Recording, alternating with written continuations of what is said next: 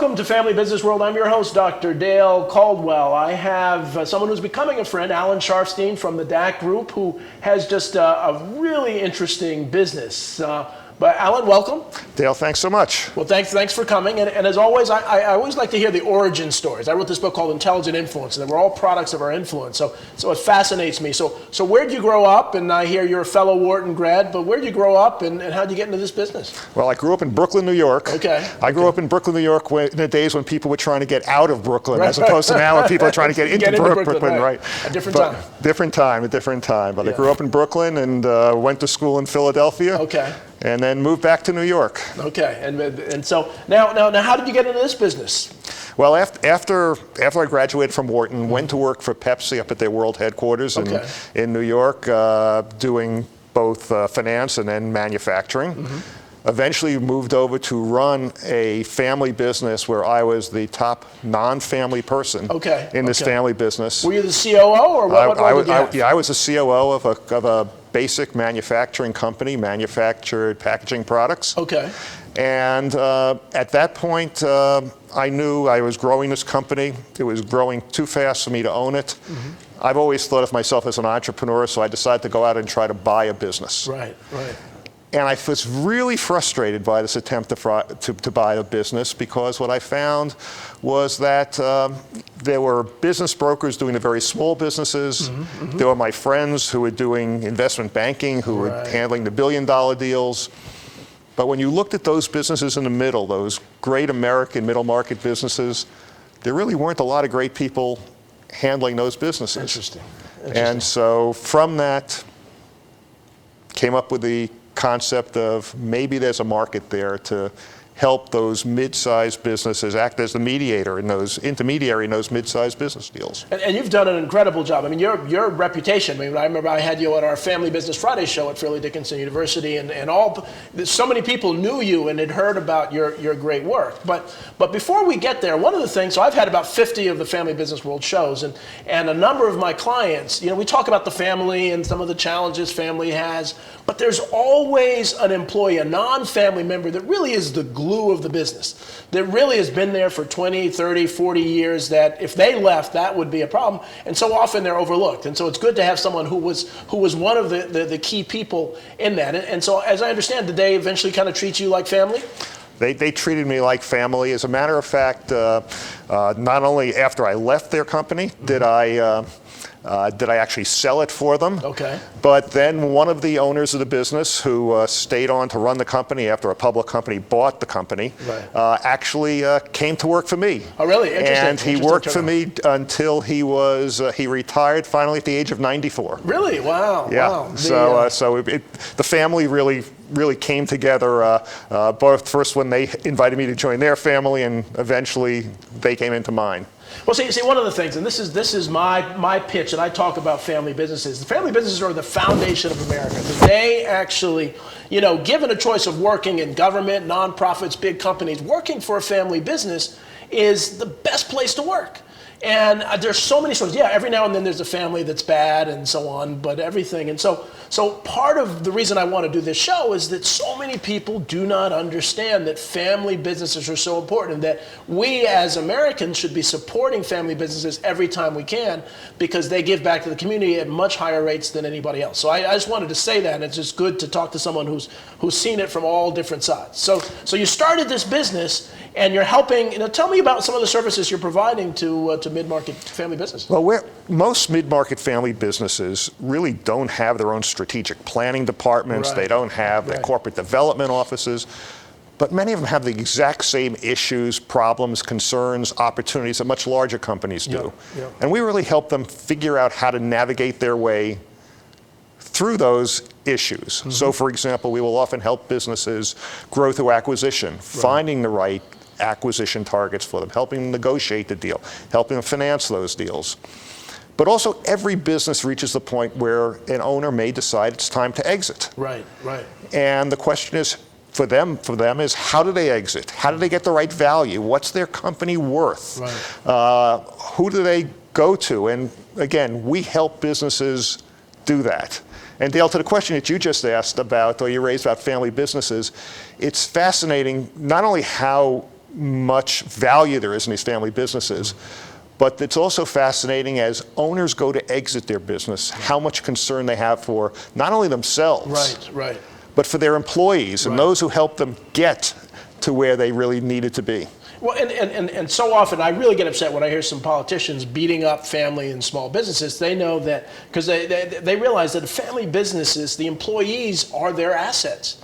And so, they're not going to churn employees because that kills their business. They treat employees in special ways, and that's so important. But one of the things I wanted to talk to you about is that I see so many businesses don't think about valuation.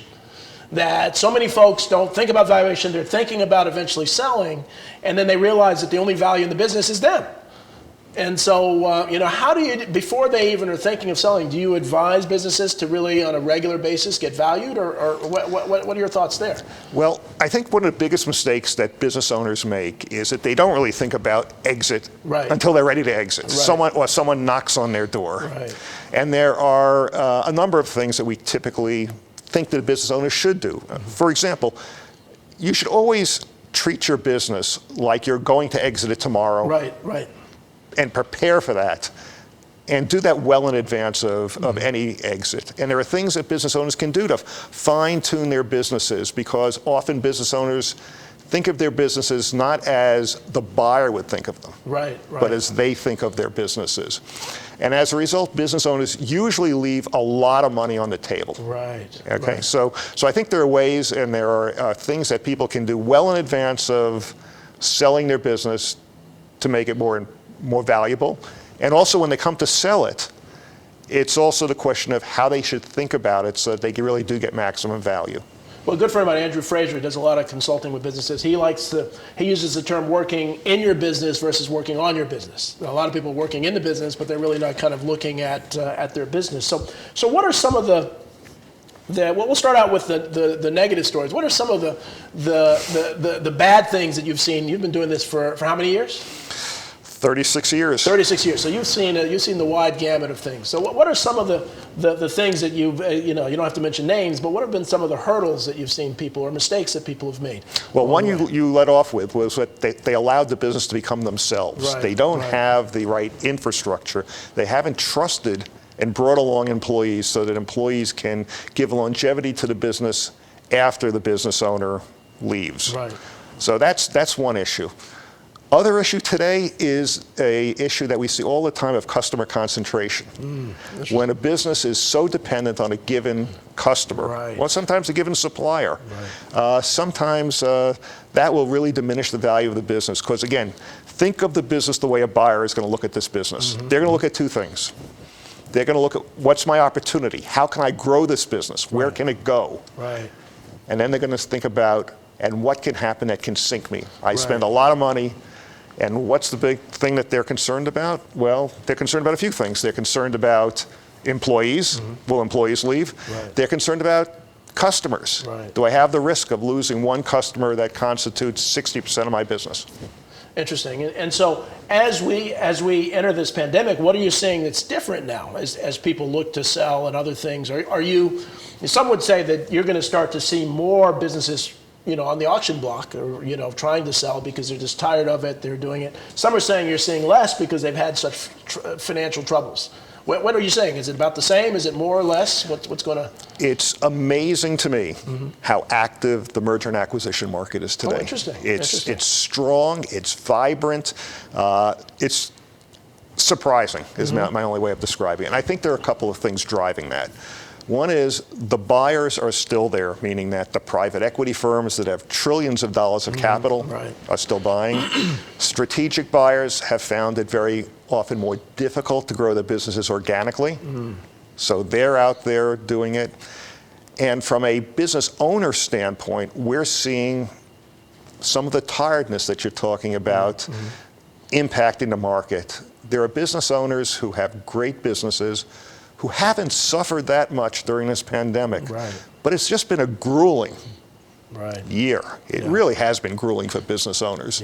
And as a result of that, many of them are saying, you know what, it may make sense for us to exit at this point in time. It may not be the perfect time.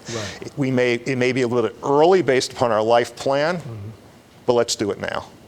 But one of the things, I was talking to an investment banker friend of mine, and prior to the pandemic, like October of 2019, they were saying this is among the best time to sell a business, because the cost of capital was low, there was a lot of money available, and then you had the pandemic. And you're saying that this is this comparable to the end of 2019 as far as people looking to sell? And it's very comparable.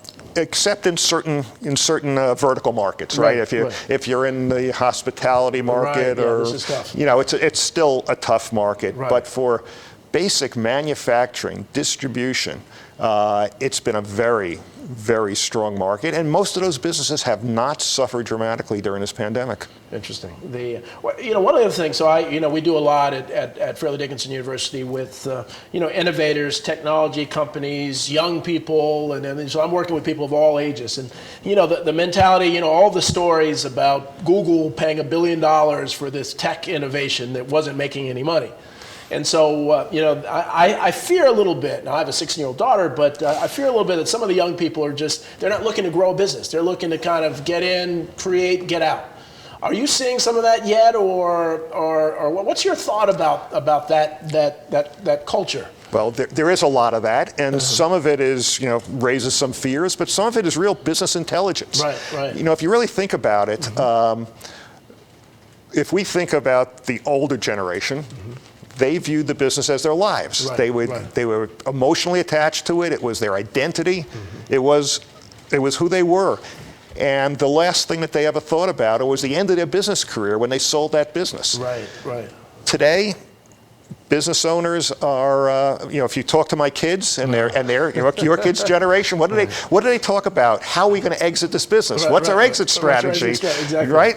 And by the way, that's not so dumb, really, because if we really think about it, when we deal with private equity firms and they're buying a business, one of the first questions that they ask themselves are, what's our exit strategy from this business? Right. And they buy it with a limited time horizon. Let's run it for a period of time and let's go on and do our next thing. Right. So what we're seeing a lot more serial entrepreneurs. We're seeing more people buying a business, building it, exiting it, and doing it again. Right. What you don't see people retiring. Right. No entrepreneur can really retire. Right. They think they can last for maybe 2 or 3 months on the golf course, and then they're back. I don't know, and in fact, I don't even hang out with people that are going to retire, because they're going to, they're living their dream. So we're going to take a break now for the commercial, and we're going to come back with Alan Scharfstein of the DAK Group, and we're going to continue this conversation. We'll see you in a bit.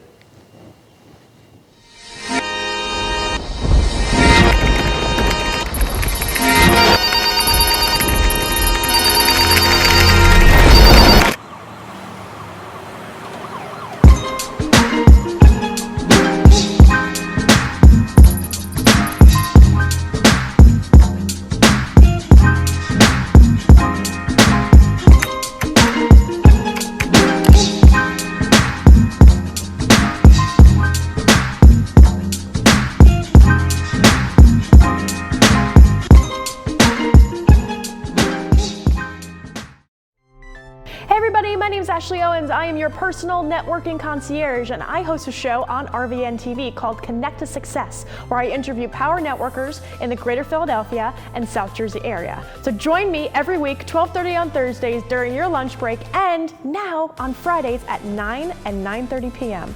We'll see you next week. This plus this equals this plus this and this. Don't drink and drive. What makes a temple owl? Meet Stella. She's wise, fierce, and she's not alone. Temple University, where owls call home. We are the cherry and white. The city is our classroom, and we lead the rush hour, making our mark on every field around the world. A world without Temple, well, that's like the sky without the North Star. Temple.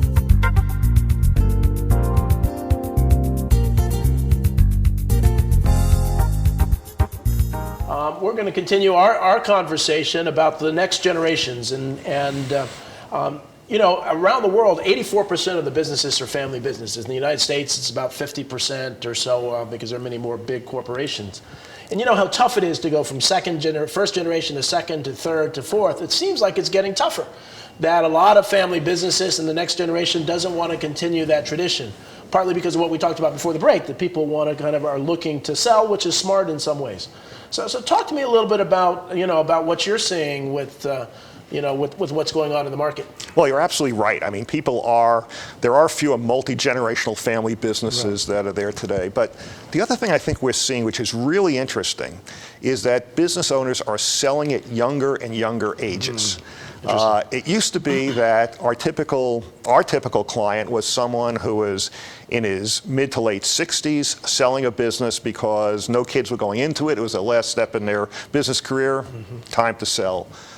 Last year, our typical seller was in their early 50s. Wow. Okay, that's a big change. That's a big change. The reason that they're selling, and we do a lot of work to understand what drives these business owners.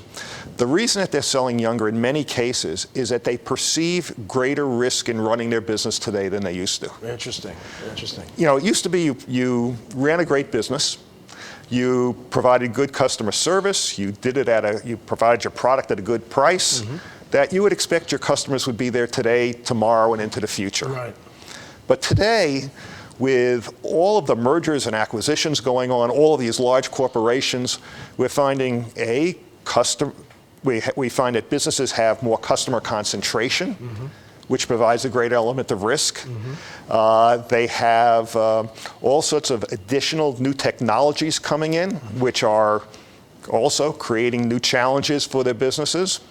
And so many business owners are saying, maybe it makes sense for us to take the money off the table earlier than we could before. That's number one. And number two is those business owners have more options than they ever did before. Because it used to be you owned your business or you sold it. Today you have private equity, which will allow you to maybe sell part of the business and then have a second bite at the apple, take some money off the table, but still be in the game. So there are lots of options there that business owners never had before. And all that is driving business owners to, again, at younger and younger ages, making decisions to exit or partially exit earlier. Well, you made a very, very good point that actually running a small business, a family business, an independent business is harder now than it ever has been before. And frankly, I think that's shameful. And this isn't about partisan. It's not about being conservative or liberal. It's the fact that as Americans, we need to support entrepreneurs. And I think because of lobbying and other things, big companies are controlling things. And so there aren't as many incentives and there's not as much of a level playing field. So it really has been hard. And at the end of the day, I was watching a TV show, and they were talking about the new technologies in Boston coming out, the new robots, what they're doing. I mean, it's incredible. And so at some point, the only way we as a country can survive is really through jobs. And guess who's going to create the jobs? It's going to be the small businesses. And the pandemic has really shown that. So it's really much harder, but we've got to make that change. So if you could really talk about some of the examples so I'm a small business person out there. I'm in my 50s. I'm thinking about, I'm doing well, but it's tougher out there. What steps should I take to begin to think about selling my business? What are some of the smart things I should do to move forward? Well, I think there are a couple of things. One is you should look at your business the way the buyer is going to look at it, not the way you look at it. And understand what they're going to see as the risks and the opportunities in that business and be able to really capture those and work on those. That's number one. Number two, the biggest mistake that business owners make is that when they think about value of their business, they look in the rearview mirror. What are they told by their advisors very often is look at your earnings, look at your EBITDA, apply a multiple to that. Okay? Seems to make sense. But that's not what the buyers are looking at. The buyers are looking towards the future. The buyers are looking at where can this business go. So you need to be in a position to control that narrative as to what that future is and to be able to take the steps that are going to provide the building blocks for the growth of that business. If you can do that, you can get real value for your business. And also when it goes to valuing your business, same thing. Don't allow someone to to put you in the box of saying, I'm going to give you a multiple of last year's earnings. Right, right. You got to be looking towards the future and understand what that is. And not only that, even maybe more important, understand what it's worth to the buyer, because very often a business is worth a lot more to the buyer than it is to you as the current owner. Right.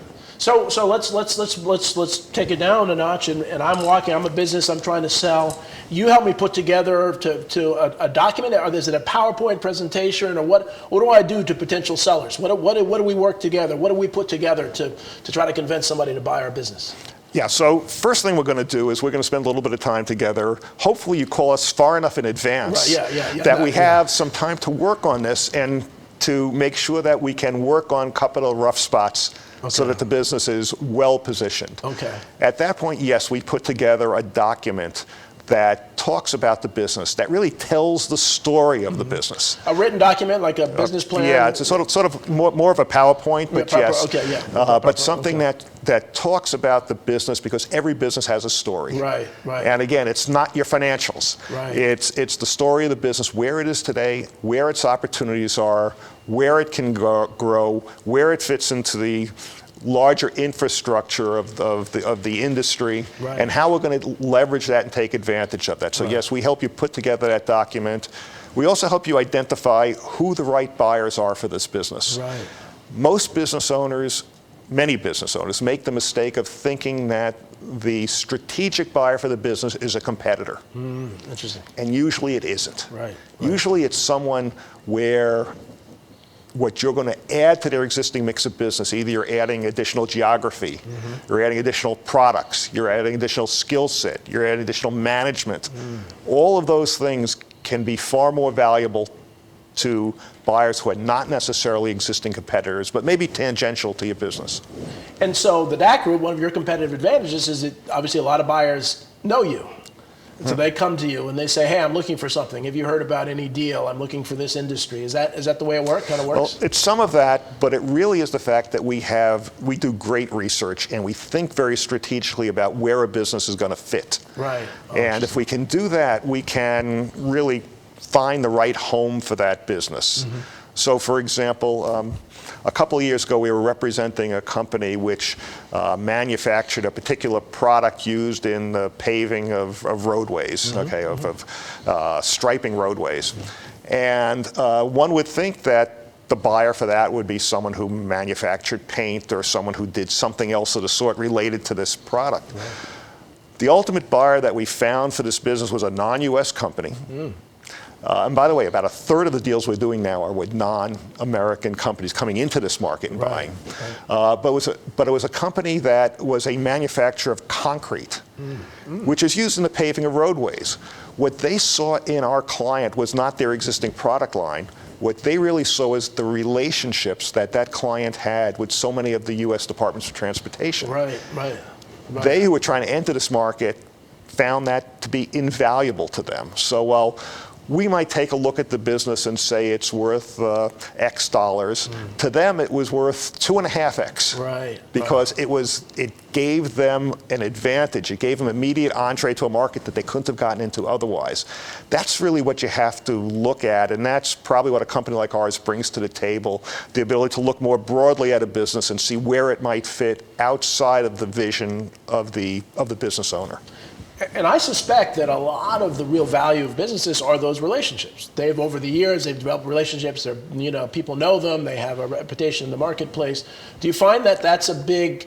If you were to categorize the type of value, the things that create value for these businesses? Obviously, the connections. What else? Connections are very valuable. Sometimes it's supplier relationships.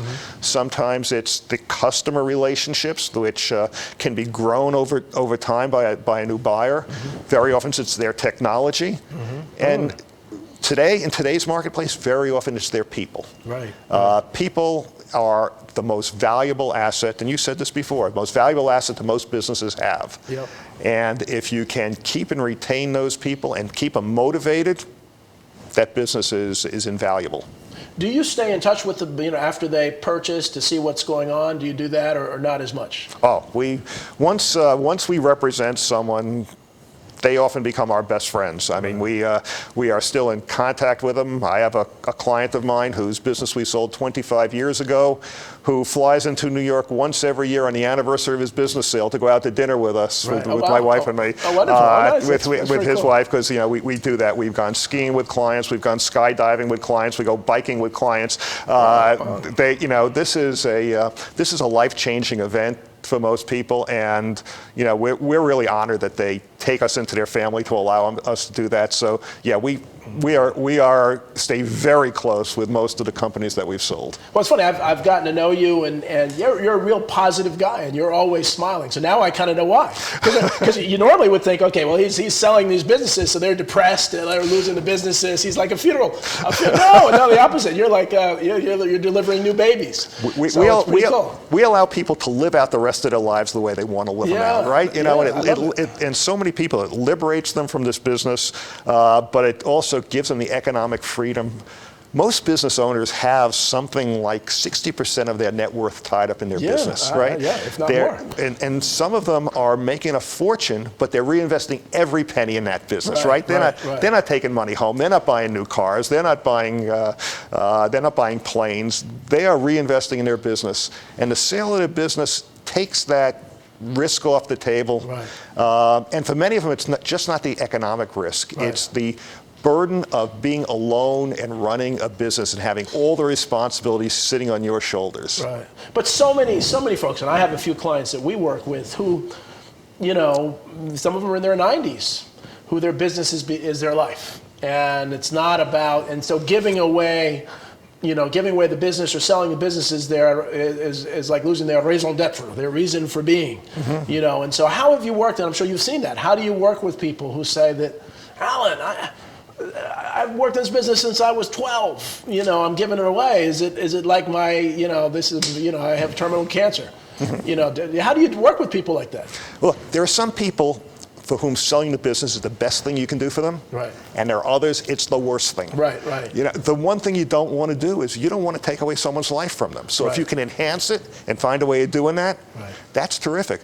There are some people who, if they sold their business, it would be the next step to they're dying. One foot in the grave. One foot in the grave. That would be it for them. And if you have people like that and you see it, best advice for them is don't sell the business. And it's not for everybody, but for those for whom it is the right thing to do, you got to identify that, and you have to make sure that people who are making this decision do it at the right time. Meaning that, there are times at which there are many business owners out there who said, I really wish I had done this when, right?